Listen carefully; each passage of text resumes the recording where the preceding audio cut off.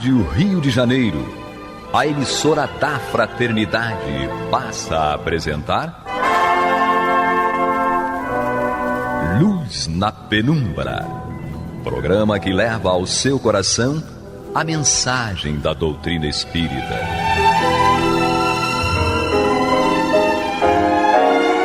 E agora, com vocês, Aloísio Guigino, Fátima Miranda e Eduardo Araújo, para o estudo da obra O que é o Espiritismo, de Allan Kardec.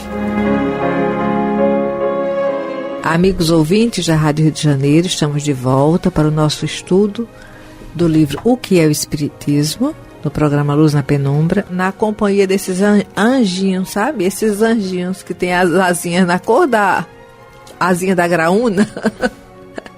O Senhor Aloísio Guigino. Aloísio Guigino. Tem que apresentar. Dois anjinhos, porque os ouvintes não veem. Não gosto de apresentar, gente. Mas olha, nosso abraço, amigos ouvintes. Vamos em frente com nossas asinhas da cor daqui, da asa da graúna. Pretinha, tá pretinha, bem. pretinha. Muito obrigado. Vai lá, E eu, anjinho 2. Hoje 2, Não vai. queira saber. Quem sou eu? Não anjo queira dois. saber. Não Quem queira. diz que sou? Jesus fez essa pergunta, né? Quem Não diz que diz- sou, não Maria de queira Fátima saber. Miranda? Vamos ver a resposta dela, tô até O curioso. anjo 2. Tem muita graúna no Nordeste. Eu sou Eduardo Araújo, ela não quer me apresentar, Vamos não. lá, Pois Eduardo Um Araújo. grande abraço aos nossos queridos e amados ouvintes, Vamos lá. internautas. E nós vamos continuar o estudo no capítulo 1º, né, do que é o Espiritismo, onde ele vai, no discurso, no diálogo com o cético, falar a pequena conferência espírita, continuando ainda a impotência dos detratores. Quem vai fazer a leitura?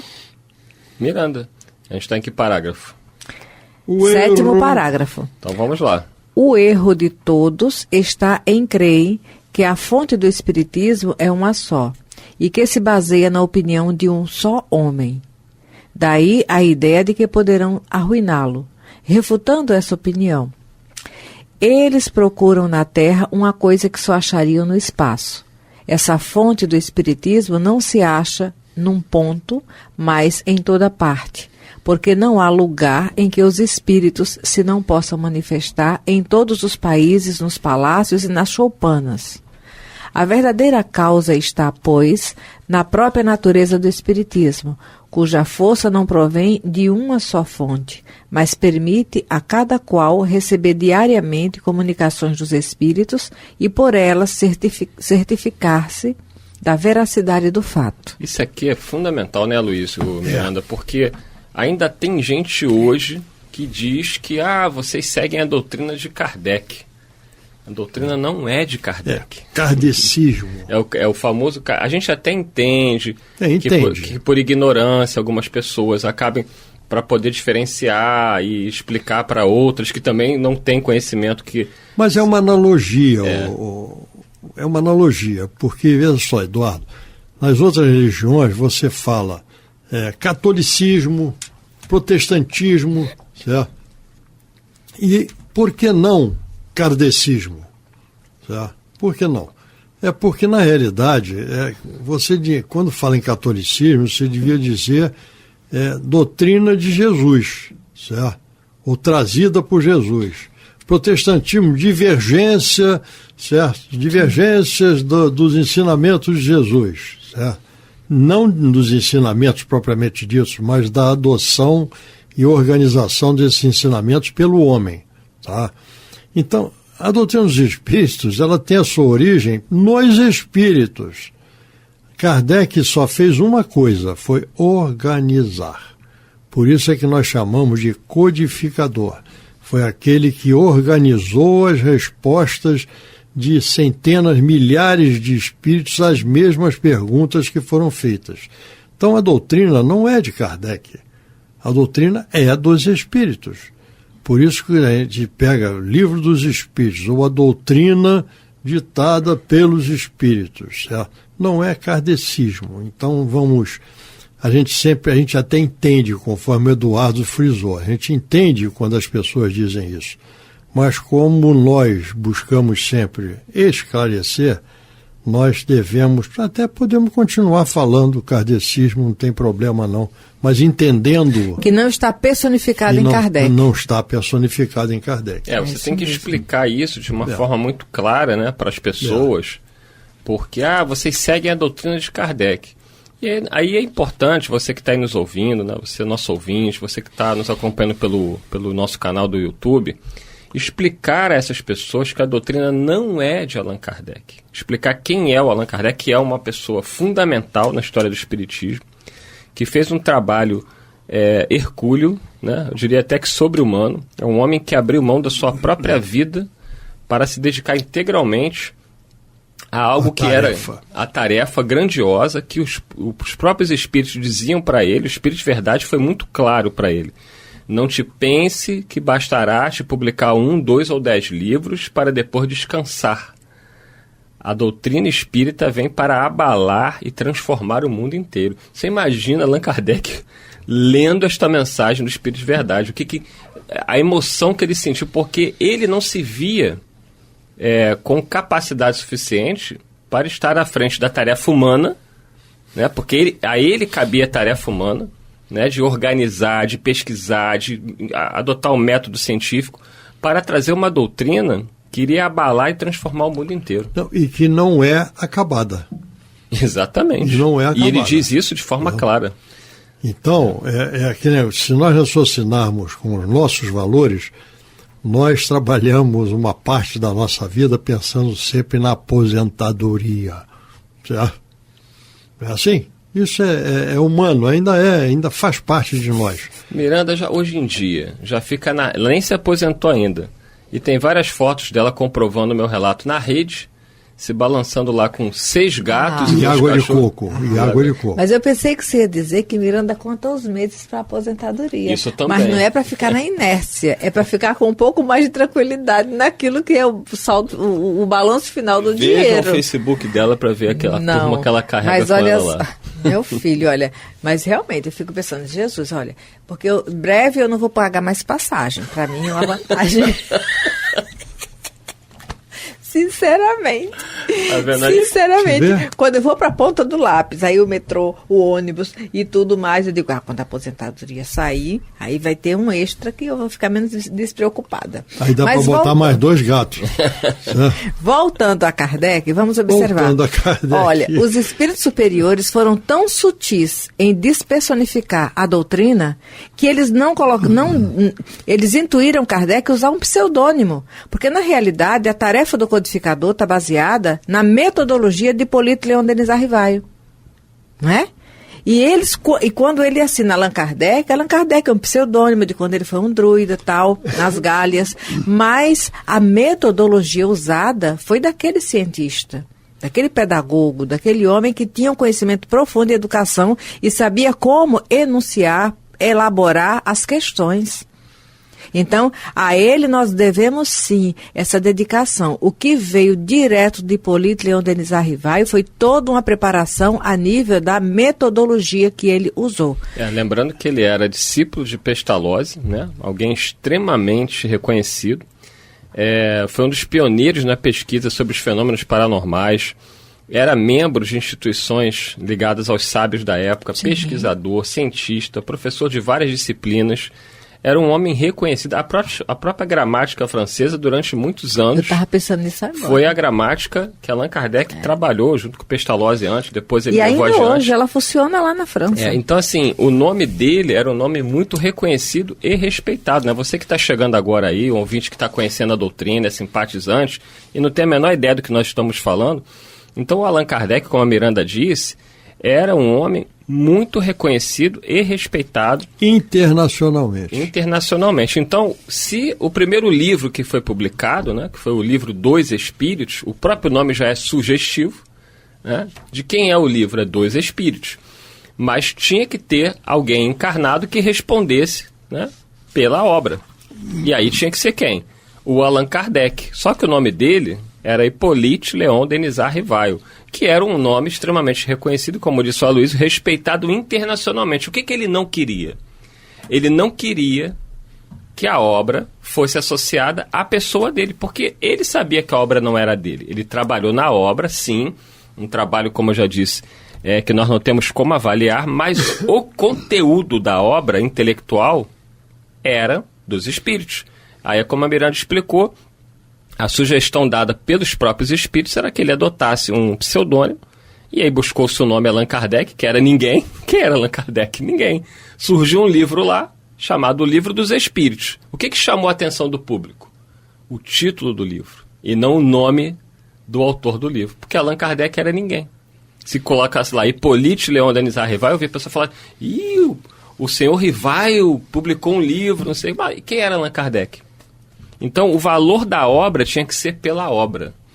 E o título já disse tudo, o Livro dos Espíritos. E esse valor da obra, ele veio num momento em que graçava no mundo ainda uma ideia do materialismo, tá? E com o iluminismo, certo, e outros movimentos ligados ao materialismo, e que, de certa forma, mexeu com as estruturas e os valores, tá? Porque mostrou uma série de coisas que até então não se tinha conhecimento, nem se tinha ideia de como era. Então, isto, quando você apresenta uma coisa nova, que mexe com estruturas, que mexe com valores, olha o que acontece. Olha o parágrafo seguinte. Pode ler, Miranda? Vamos lá. Como persuadir milhões de indivíduos que tudo isso não é mais que comédia, charlatanismo, escamoteação, prestidigitação, quando, sem o concurso de estranhos, são eles próprios que obtêm tais resultados? É possível fazê-los crer que eles se mistifiquem a si mesmos, que a si mesmos procurem enganar, fazendo o papel de charlatães e escamoteadores? Essa universalidade das manifestações dos espíritos, que surgem em todos os pontos do globo para desmentir os detratores e confirmar os princípios da doutrina, é uma força que não podem explicar aqueles que desconhecem o mundo invisível, assim como os que desconhecem as leis dos fenômenos elétricos não compreendem a rapidez com que se transmite um despacho telegráfico. É de encontro a essa força que todas as negações se vêm quebrar, porque elas se equiparam às asserções de quem pretendesse afirmar aos que sentem a ação dos raios solares que o Sol não existe. Fazendo abstração das qualidades da doutrina, que agrada muito mais do que as que se lhe opõem, vede nisso a causa dos insucessos dos que tentam deter-lhe a marcha. Para que triunfassem, era-lhes mister impedir que o espiritismo se manifestasse. Eis o motivo por que os espíritas ligam tão pouca importância às manobras dos seus adversários. Eles têm por si a experiência e o peso dos fatos. Muito bem. Não tem como você conter a doutrina dos espíritos porque ela não está baseada no homem, no ser humano. Então os espíritos se manifestam em todos os lugares. Nós vemos aí em tribos indígenas que nunca tiveram contato com a humanidade terrena, e que eles têm lá as suas crenças também baseadas nas comunicações com os espíritos. Sim. Claro que usando outros nomes, mas você não tem um local desse planeta, uma religião onde não se reconheça a intervenção de seres do outro lado da vida. Essa relação de Deus com eles dão nomes diferentes. Né? Eu sempre faço uma diferença entre religião e religiosidade. Tá? A religiosidade está em todos nós, no ser humano, tá? Porque nós, no íntimo, nós temos uma certeza da existência de um ser superior, não há dúvida. Desde a mais remota antiguidade, que o homem criou deuses com D minúsculo, né? Que era Deus para tudo, né? Deus do trovão, Deus da colheita, Deus da reprodução, Deus da chuva, e vamos por aí afora, certo? Então, sempre reconhecendo essa existência de seres superiores, certo? Que velavam e que conduziam a humanidade dentro da sua caminhada. E com a unificação desses deuses, e nós passamos a ter um único Deus, certo? Isso está em nós, A religião, eu vou dizer como eu vejo, certo? A religião é o caminho que cada um de nós escolhe para buscarmos nos aproximar desse Deus. Isso. É o caminho. Então, por isso que existem várias religiões. Religiões são opções do homem, certo? Mas são sempre caminhos, porque se nós formos verificar as religiões, nós vamos ver que elas todas têm a mesma base, certo? O mesmo fundamento, que é o amor. Certo? Então, agora, o que nós fazemos delas é que é diferente. Então, nós não podemos condenar nenhuma religião, nós podemos condenar os maus praticantes de cada uma delas. Certo? Essa que é uma realidade que nós devemos ter presentes em nós, porque não tem como ser diferente. Então, essa questão com relação ao Espiritismo, o Espiritismo é uma religião, vamos dizer assim, eu sempre fico na dúvida, até hoje nós discutimos, né? É religião ou é um código moral? Certo? Porque se nós fizermos uma comparação com as outras religiões tradicionais, nós vamos ver que é totalmente diferente a proposta. Certo? Mas, no entanto, tem repercussões morais para cada um de nós. Então, é um código moral ou é uma religião? Toda religião tem um código moral. Mas o Espiritismo não tem os rituais das religiões, não tem a hierarquia das religiões, não tem definições sem a presença, acima de tudo, do amor do Pai por nós. Então, isso faz com que o Espiritismo seja diferente. Sim. Seja diferente das demais religiões, mas pode ser considerado uma religião que nos orienta no nosso caminhar. Kardec fala sobre isso, né, no discurso em 1º de novembro de 1868. Eu não estava lá. Ele fala sobre isso, mas está escrito aqui. Então esse discurso ele vai dizer o seguinte, que se assim perguntarão, então o Espiritismo é uma religião?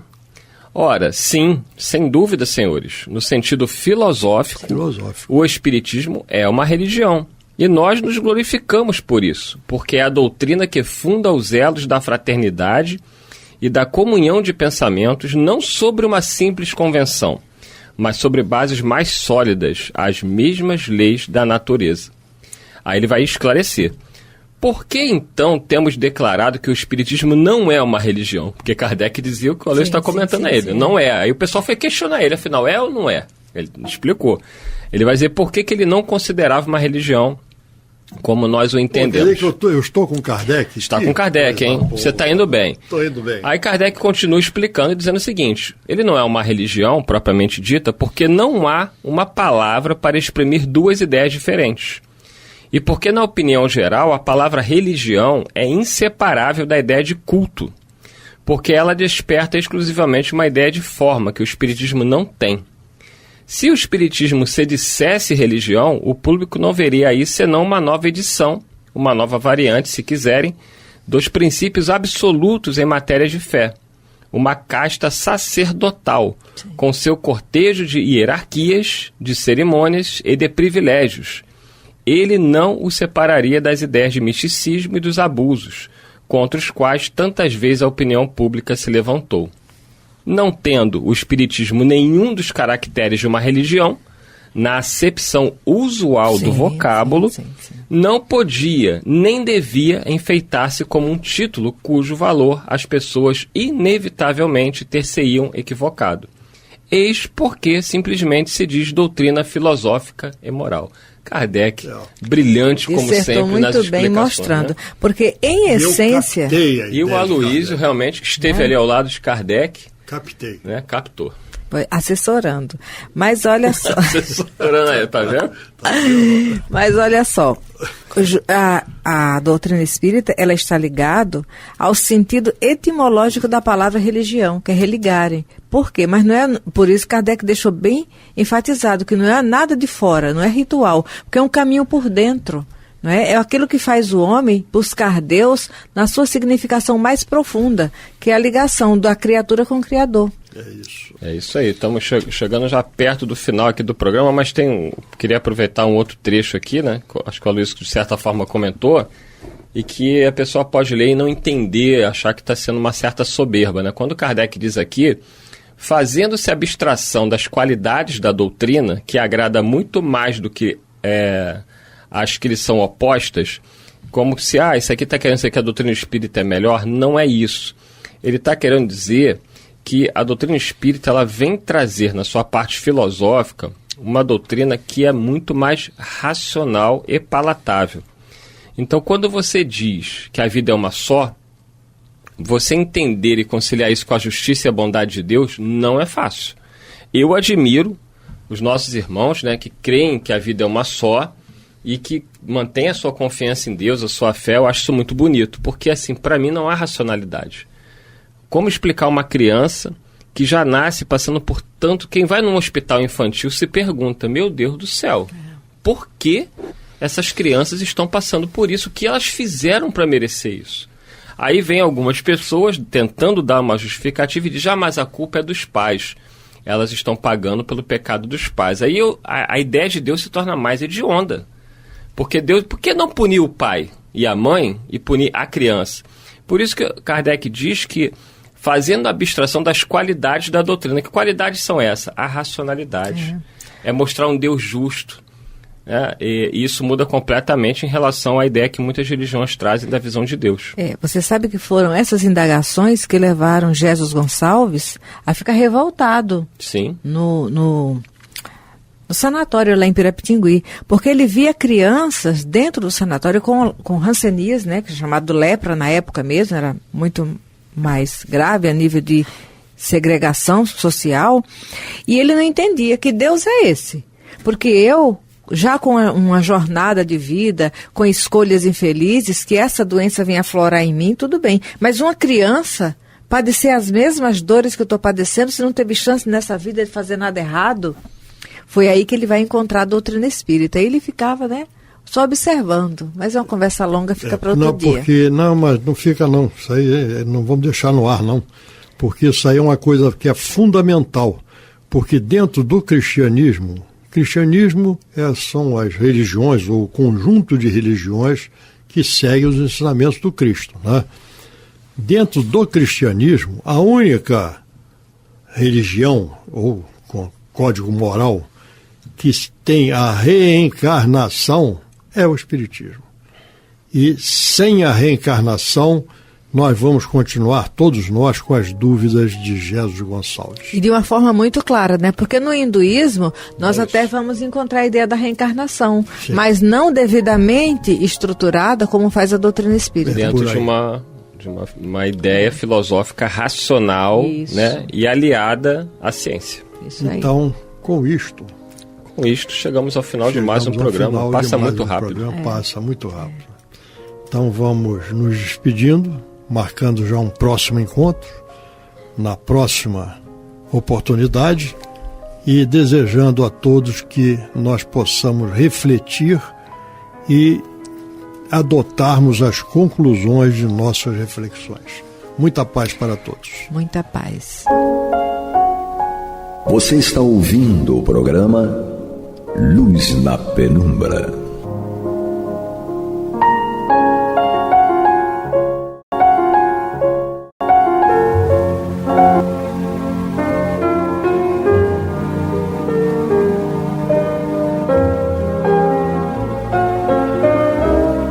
A Rádio Rio de Janeiro está levando ao seu lar e ao seu coração a mensagem consoladora da doutrina espírita, através do programa Luz na Penumbra. E agora com vocês, Bill Fabiano e Renato Souza, para comentar os textos da Revista Espírita de Allan Kardec no período de 1859 a 1869. Muito bem, prezados ouvintes da Rádio Rio de Janeiro, emissora da Fraternidade. Estamos chegando, programa Luz na Penumbra, Revista Espírita Ano Ímpar, fevereiro de 1861, Eu, Renato Souza, por aqui, ele, meu parceiro Bill Fabiano Cordeiro, ainda com a garganta assim, né, em vias de melhora, mas ele está se poupando um pouquinho ali, né, e a gente vai fazendo aqui a parte que precisamos fazer. Seja bem-vindo, Bill. Valeu, boa noite. Uma semana depois ainda continua. Com a garganta ruim. Com a garganta ruim, persistente esse negócio. Pois é, mas faz parte. É assim mesmo, essa época, né? A gente está sujeito a essas coisas mesmo. Verdade. Então, vamos lá. Bill, vamos lá, Revista Espírita, ano ímpar, né? 1861, fevereiro, estamos conversando ali sobre questões ligadas ao progresso, ao espiritismo, né? Vários espíritos já se manifestaram aqui, São Luís, J.J. Rousseau, falando sobre as condições do ano que está começando, o que vai acontecer, virada de ano, né? As projeções, né? O papel do espiritismo, o que se espera dos espíritas e tudo mais. E a gente até comentou sobre a questão da regeneração, que ela já estava começando, já desde então, né? Sem dúvida, tá? Na verdade, quando se inicia um ciclo, já se começa outro, né? Perfeito. Finaliza um, já se começa outro, né? Só que no tempo da natureza, normal, né? Sim, com certeza. Não é? E aí eu vou fazendo aqui a leitura, vamos lá, sobre o mesmo assunto, né? Só que por outro médium, tá? Sobre o ano lá, 1861, tá? Que a gente está falando aqui. E o ano, né? Que está começando e tudo mais, e as coisas lá, as projeções a respeito dele. O espírito se manifestou através do médium e veio dizendo assim: a mudança é absolutamente necessária, o progresso é a lei divina, né, que parece que avançou nos últimos anos mais do que nos outros. Em relação a 1860, 1861 será magnífico, embora pálido, se considerarmos 1862, porque quereis partir. Caros irmãos, é uma vez que o sopro divino põe em marcha a locomotiva. Não há descarrilamento possível.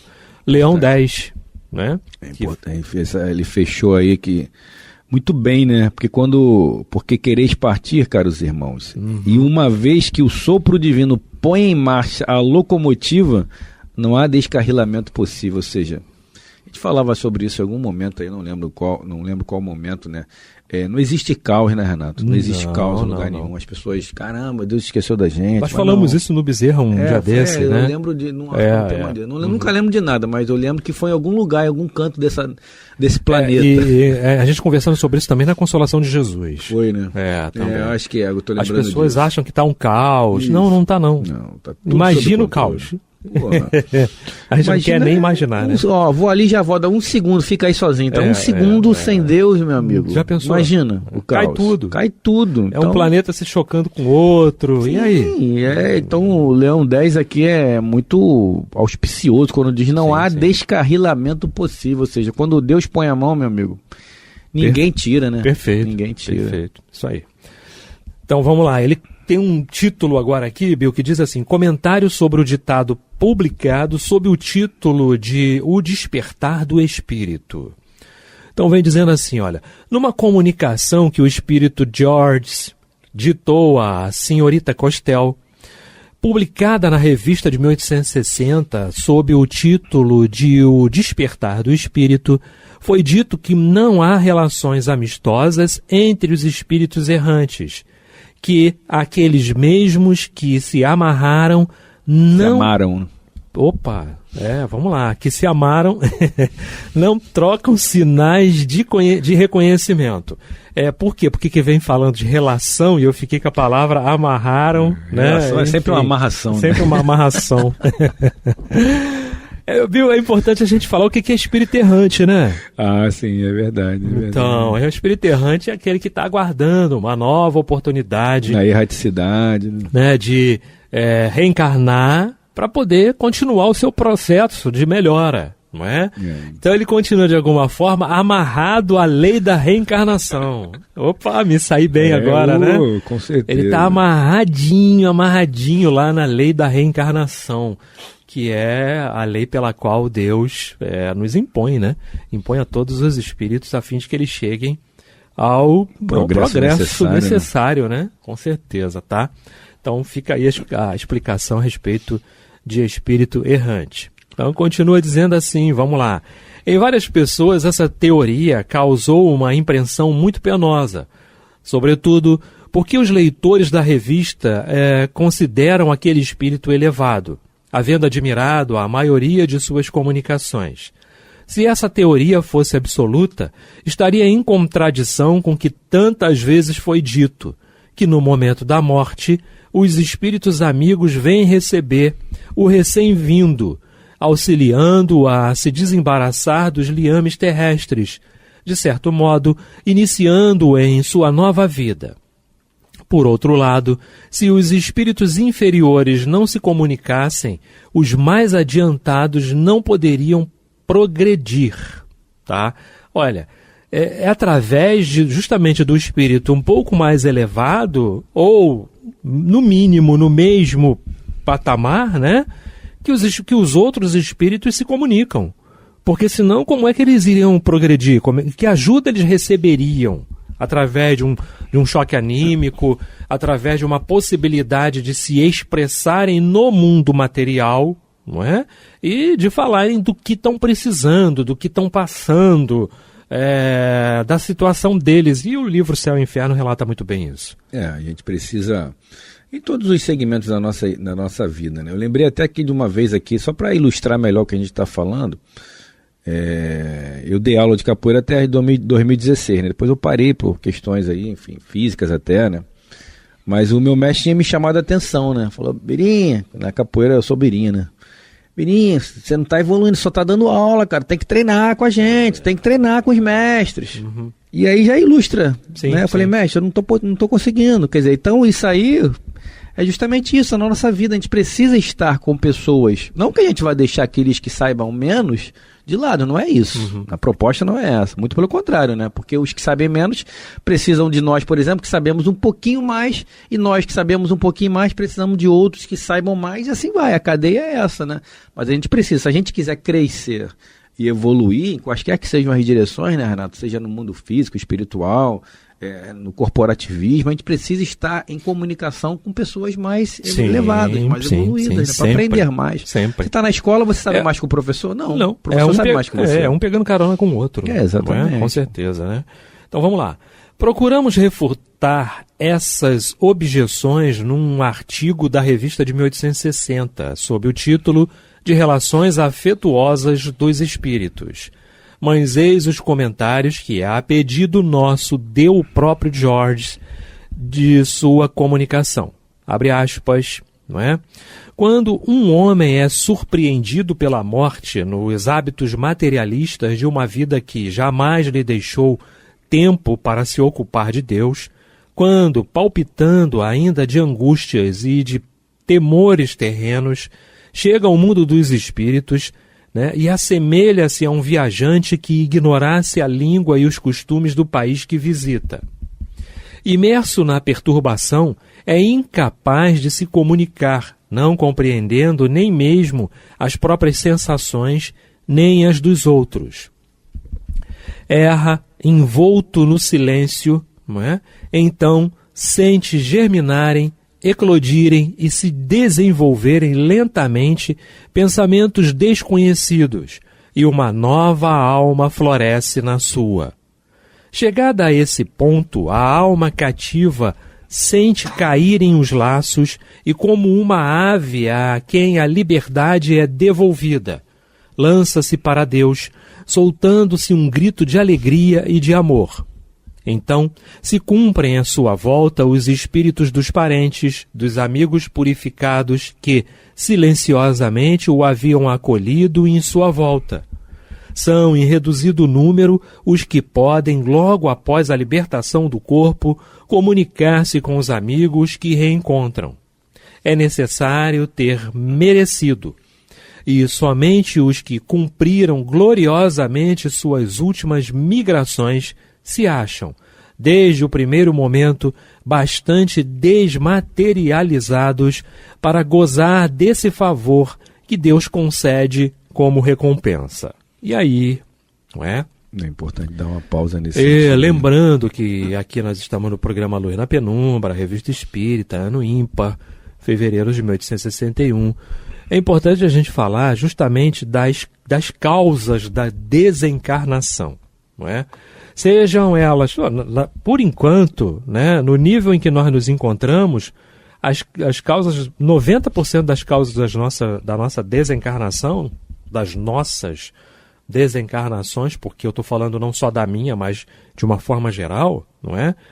Elas são provocadas, não é? Nós viemos para viver até X anos e aí a gente comete uma série de besteiras, desregramentos e tudo que vão acarretar numa perda aí, sem dúvida, de qualidade de vida, né? O corpo físico fica prejudicado e o espírito não tem mais como agir naquele corpo físico e aí, extinta a vida animal, a vida orgânica, ele tem que se retirar. Não tem jeito, não é? E há casos também até que a própria espiritualidade, por misericórdia, chama, Renato, vem pra cá agora, porque se deixar mais, você vai comprometer não só a próxima, mas muitas. Pois obviamente isso tem uma... Perfeito, bem lembrado. Tem uma penalidade, né, em relação a isso. Você o cara tá aloprando tanto, né, popularmente falando, tá aloprando tanto que a espiritualidade, ó, meu filho, vem cá agora, porque senão... Misericórdia para você, tá? Sim, sim. E aí tem aquelas duas questões importantes que eu queria lembrar, que é o caso do suicídio, a primeira, não é? Você imagina quanto tempo o espírito deve ficar num lugar, muitas vezes até sozinho. Sozinho, aspas, claro, lógico, no que eu estou falando, porque ele não consegue interagir com o mundo. Ele está tão mergulhado num pensamento dele ali, uma ideia, né? Numa situação dele ali que ele não consegue. Ele precisa de um tempo para que as coisas comecem a se encaixar. Ele está sob as vistas, mas não está vendo. Exato, perfeito, né? E Deus, né, não desampara ninguém. Ele está amparado, mas aquele tempo é necessário. E tem a outra questão também, que é a questão da morte súbita. Sim. Em alguns casos, o espírito é logo retirado dali, aí o Kardec falou sobre isso aqui, não é?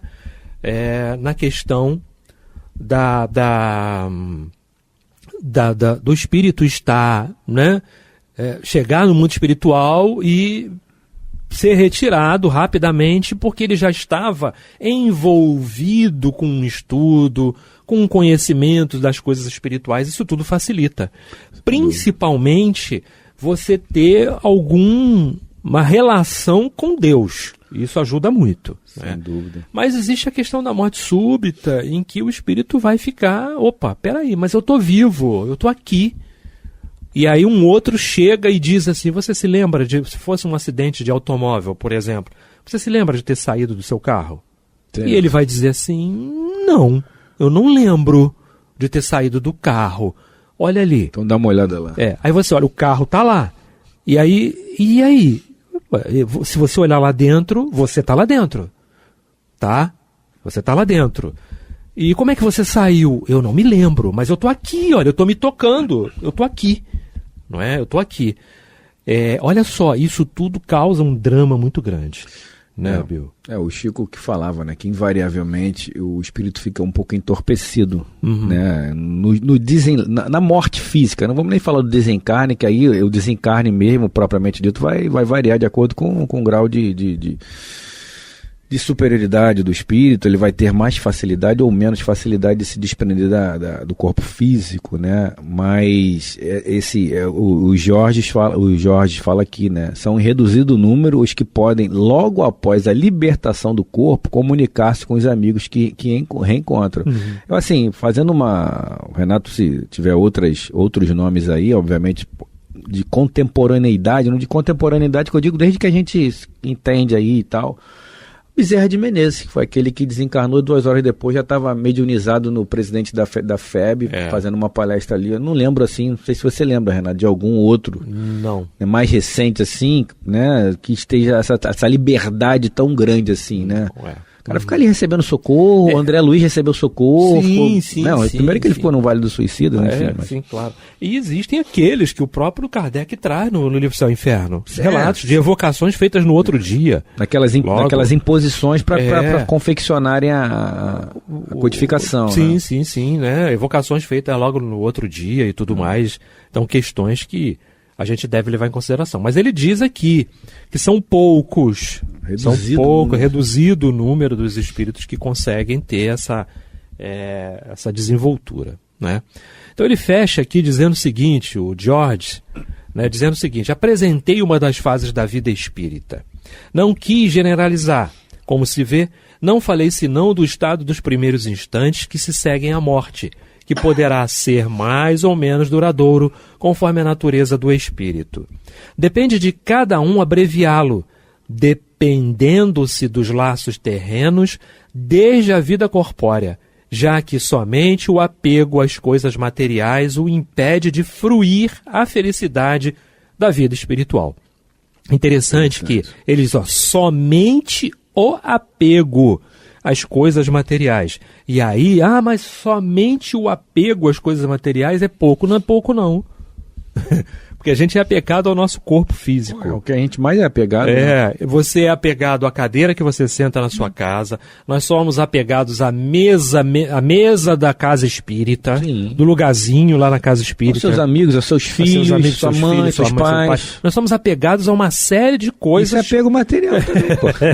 Perfeito, Bill. Perfeito. Apego material. Perfeito. Né? Nós somos apegados a tudo. E o George faz aqui uma observação bem importante quando diz aqui: depende de cada um abreviá-lo, desprendendo-se dos laços terrenos desde a vida corpórea. Mas, vou desencarnar, eu me desprendo, tranquilo. Não vai. Tolice, né, lê do engano, é uma ligação psíquica que você tem com aquilo ali. Sim, então você já tem que fazer um exercício, e eu particularmente faço esse exercício. Quando eu saio, por exemplo, se eu não voltar mais... Que a espiritualidade me oriente e tal. A gente precisa fazer isso porque a gente não sabe a hora do retorno, né, a prece é essa, Bill. Peça companhia. Exatamente. Não esteja nunca desacompanhado. A gente não sabe, né? A gente não sabe se vai voltar, se não vai voltar, como é que vai ser. A gente espera voltar, claro. A gente espera cumprir os nossos compromissos. A gente não tá com pressa de entrar na fila, a gente não tá com pressa. Tô não. Quero ficar mais um pouquinho para fazer mais algumas coisas e tudo mais. Gostaria de realizar algumas coisas, de quitar algumas coisinhas. Sim. Não é? É importante. Quando estamos com ele a caminho. Sim. Gostaria muito de quitar algumas coisas e tudo para poder ir mais tranquilo. Principalmente coisas que já nos causam um mal-estar, não é? Sim. Que nos causam um mal-estar. Isso aí já vai nos deixar... É aquilo que é a pergunta que eu sempre faço às pessoas, né? Se você for embora hoje, o que vai te deixar amarrado com os grilhões aqui enterrados na terra? Isso é um ponto de atenção. Eu conversava... Quase tudo. Quase tudo. Só quase. Conversava domingo lá com o Dr. Rodolfo, né, o irmão de Sheila, lá na Casa Espírita, falando sobre isso, e aí conversamos, ele faz algumas perguntas sempre, a equipe mediúnica, né? Aí eu trouxe algumas impressões físicas, né, que ele faz o tratamento físico, Sheila faz o tratamento psicológico, ele faz o tratamento físico. Ele perguntou para mim: você tem medo de morrer, rapaz? Falei: doutor, medo eu não tenho, não estou na fila querendo que chegue a minha vez. Só que eu não quero, por exemplo, ter uma doença que eu não identifique ou que eu não tenha conhecimento e depois chega do outro lado como suicídio. Isso eu não quero para mim. Claro, então, se o senhor falar para mim: Bill, faz isso, eu vou fazer, porque Aí ele até deu uma risada assim, eu falei: eu não tenho medo de desencarnar, porque a gente vai desencarnar. Mas desencarnar como suicida aí já é outro ponto, né, Renato? É outra questão, né? Sim. Tem uma observação, Bill, vamos lá, né? Ele diz assim: não é mais moral que essa doutrina, pois nos mostra que nenhum dos gozos prometidos à vida futura é obtido sem mérito, que a própria felicidade de rever os seres que nos são caros e com eles conversar pode ser adiada. Numa palavra, que a situação na vida espírita, como em tudo, será o que fizermos pela nossa conduta na vida corpórea. Vamos lá voltar de novo à questão do suicídio. A gente sabe muito bem que há casos de pais, de mães que se suicidam porque os filhos partiram. A gente sabe disso. Querem ter com eles. Querem ter com eles de uma forma ou de outra e tudo mais. Olha, isso vai adiar, não é? Vai adiar. E aí não vai encontrar a quem você precisa encontrar, tá? Deixa que as coisas aconteçam de uma forma natural, não é isso? Esse reencontro ele vai ser adiado quantas vezes forem necessárias, não é? Para que depois vocês possam estar juntos realmente. Isso é importante a gente refletir, né, Bill, sobre tudo isso. Meu Deus, como eu reflito sobre essas coisas. Sem dúvida nenhuma, você lembrou bem, né? Porque eu conheço casos de gente... mães que eu quero meu filho. Sim, e ninguém está julgando, né? Ninguém está julgando. Parou de tomar remédio, não tomou mais remédio. Desistiu, depressão, né? Não tomou mais, desistiu. Sabe, que é para poder ir mesmo. A gente sabe o quão desafiador é essa situação, né? De um filho partir antes dos pais. No entanto, não tem outra saída, né? A gente precisa, até como forma expiatória às vezes, né? De trabalhar com aquela dor, na verdade não é uma dor da perda, porque os espíritos dizem que ninguém perde o que não possui. Pois é. Mas essa sensação de perda, na verdade é uma sensação de perda, né? Partindo do princípio que os espíritos dizem que ninguém perde o que não possui. Então, se você não é meu, eu não estou te perdendo. Né? Sim. Eu estou me afastando temporariamente de você. Agora, a gente precisa entender, né, Renato, que a gente fala muitas vezes também sobre os planos reencarnatórios, né, sobre os projetos reencarnatórios. Eu lembro sempre do Missionários 2, não, é o Nosso Lar 2, né, Missionários, sim, né, sim. Que o instrutor fala ali dos projetos, né, nós temos projetos uns com os outros, né, vamos botar aí eu e Renato. Nós temos os nossos projetos individuais e temos os nossos projetos em conjunto, né? Vou colocar mais 2 pessoas aí no meio, quaisquer que sejam elas, existe um projeto para 4 pessoas. Nós precisamos estar interagindo entre nós e em um só pensamento no intuito de colocarmos esse projeto, né, Renato, em evidência, fazê-lo ser concluído. Agora... Eu tiro a minha própria vida, o Renato também, aí os dois ficam aqui, sozinhos. Quando é que nós nos reencontraremos novamente? Sob quais circunstâncias? Em que momento? Perfeito. Esse projeto vai ficar parado ali, pô. Aí, não, agora eu vou, mas aí o outro já encarnou, aí um desencarnou, aí eu reencarno. Não pode. Então a gente precisa, né, Renato, aproveitar é como Jesus coloca agora. Lá, o agora. Lá no capítulo 22 do Jesus no Lar, o talismã divino, o melhor dia é o hoje, é o agora, é esse momento que a gente está vivendo. A despeito Eita, quase não saiu aqui. A despeito das circunstâncias. Sim. Sobretudo essa que você exemplificou aí de uma mãe, como agora essa menina aí lá no monte, lá na Indonésia, né? Cara, é um desafio muito grande para os pais, né? Mas não tem outra saída, né, Renato? Não faz tem. parte. Cada um tem seu tempo de soltar na estação que precisa soltar. Cada um solta na sua estação. Você precisa continuar. Tem que continuar. Né? Bill, lá no item 13 do capítulo 5 do Evangelho segundo o Espiritismo, Bem-aventurados os aflitos, motivos de resignação, não é? Só a primeira frase diz assim: fechar o programa, né? O homem pode abrandar ou aumentar as amarguras de suas provas pela maneira que encara a vida terrestre. Exatamente. Tudo é a forma como você enxerga. Tem coisas que a gente precisa racionalizar, porque Deus é racional. Exatamente. Não é? A gente precisa racionalizar. É assim, já foi. Amanhã quem vai sou eu. Entende? Então vamos fazer o melhor. Exato. Eu que fiquei e pelo outro que foi, que precisa de prece, pra honrar, e de exemplo, não é? Então perfeito, é isso. Perfeito. Chegamos ao final do programa. Semana que vem a gente está de volta. Bill Fabiano Cordeiro. Muita paz a todos. Boa noite.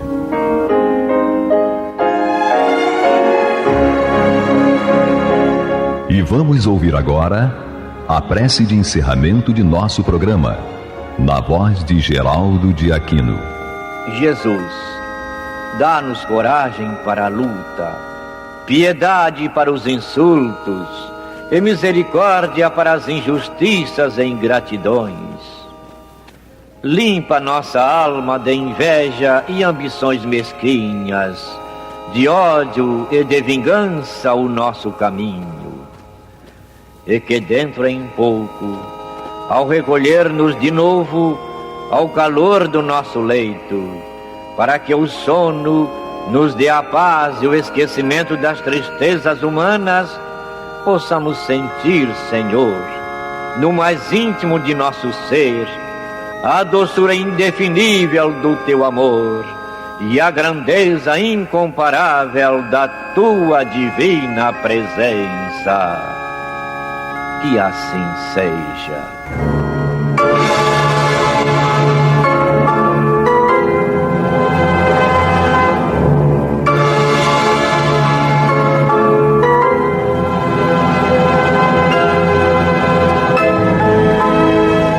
Acabamos de apresentar o programa Luz na Penumbra, que voltará a ser apresentado na próxima segunda-feira, às 21 horas, nesta emissora.